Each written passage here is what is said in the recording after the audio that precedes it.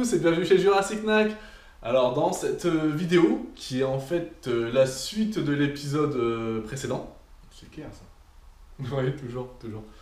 Bon, cette vidéo, elle a pour but en fait de vous montrer l'agencement d'un terrarium pour accueillir un jeune serpent.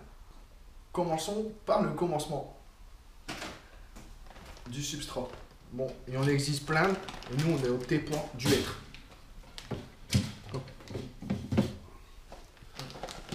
Donc là, on va en répartir une couche dans le fond du terrarium.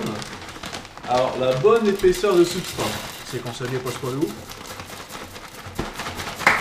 C'est ça. Bon, un peu plus sérieusement, la bonne épaisseur de substrat va dépendre en fait du mode de vie de l'animal. C'est-à-dire que si vous optez pour un serpent qui est fruisseur, il va falloir une épaisseur de substrat plus importante, parce que naturellement, il va aller s'y cacher.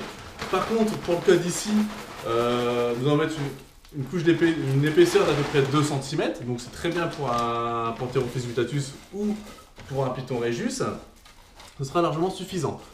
Petite précision quand même sur l'épaisseur encore une fois. N'oubliez pas que le système de chauffage il est au sol, donc glissez sous le terrarium. Si vous mettez pour un Python regius ou pour une espèce arboricole une épaisseur trop importante, il va se créer comme une isolation à cause du substrat et du coup la chaleur sera pas diffusée correctement dans l'habitat. En ce qui concerne les cachettes, on a différents types. On a le basique en plastique, c'est bien pour les racks, c'est très bien pour nettoyer facilement. On a la résine, fait un peu plus travaillé, un peu plus beau. Et on a aussi tout ce qui est naturel, donc les noix de coco coupées en deux, les troncs de liège. Donc voilà. Donc pour placer les cachettes, on met une au point chaud et une au point froid, ce qui permettra au serpent de se thermoréguler.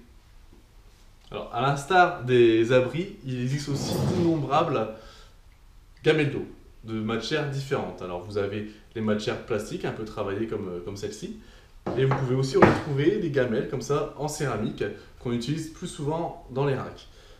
Alors, il n'existe pas vraiment de règles pour l'installation d'une gamelle d'eau. Ce qu'il faut savoir sur la gamelle d'eau, c'est qu'elle doit être relativement grande et profonde pour que le serpent puisse s'y immerger entièrement. Alors l'astuce, c'est de ne pas mettre trop d'eau, parce que si on met trop d'eau, forcément, le serpent il va dedans, il va te faire déborder et c'est vite la catastrophe. Concernant l'emplacement de la gamelle d'eau au sein du terrarium, on peut la mettre là où on veut en fait, il n'y a pas de règle non plus. Par contre, si on a une espèce tropicale, c'est quand même un plus de mettre la gamelle d'eau partie chaude. Comme ça, naturellement, l'eau va s'évaporer et faire augmenter le taux d'humidité dans le terrarium. Voilà, donc là on place la gamelle. On va la placer là, par exemple. Un élément à ne pas prendre à la légère est la décoration. Alors ici, pour ce terrarium, nous allons utiliser une musette de vigne. Alors moi j'aime bien ces petites branches là parce qu'elles ont l'avantage d'être un petit peu tortueux, donc ça fait très joli esthétiquement dans le terrarium, et en plus de ça c'est relativement épais. Donc même pour les serpents qui ne sont pas spécialement arboricoles, ils vont pouvoir y grimper facilement. Prenons par exemple l'exemple du Python regius. Python regius, clairement c'est un serpent qui n'est pas arboricole, parce que morphologiquement il n'est pas taillé pour la grimpe, effectivement il est gros et plutôt court. Donc, ce genre de branchage lui conviendra parfaitement. Alors, comment l'installer dans le terrarium? On va essayer de lui faire une petite place. Donc là, la gamelle était mal placée, on va la mettre là. Et on placera la branche ici. Autre avantage de la décoration dans un terrarium. En fait, ça sert aussi pour enrichir le milieu. Ça, c'est super. C'est-à-dire que le serpent va pouvoir, comme je disais, grimper dessus. Et certains serpents, d'autres espèces de serpents, ont besoin que ce milieu change. Du coup, de temps en temps, on pourra changer d'emplacement au niveau des cachettes et au niveau des branches. Pareil, pour tout ce qui est décoration, eh ben, c'est important d'en mettre parce que tout simplement, le serpent, en période de mue, va pouvoir s'aider de ces éléments pour s'extraire de son exuvie. On peut aussi trouver dans le commerce d'autres types de décorations, donc là en résine, qui peut remplacer les branches parce qu'ils peuvent grimper dessus et c'est aussi facile pour eux de retirer leur exuvie.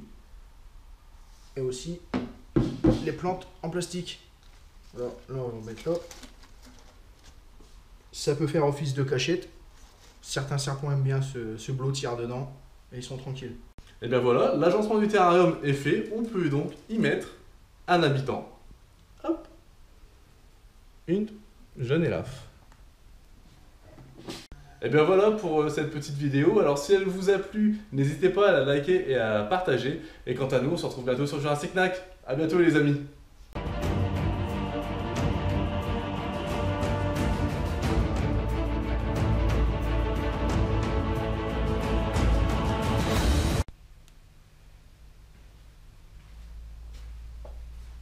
Ah la vache. Parfaitement dans les temps. J'espérais bien qu'il mettrait avant d'aller en bourse. Rémi, pourquoi tu ne m'as rien dit? J'insiste pour être là à chaque éclosion.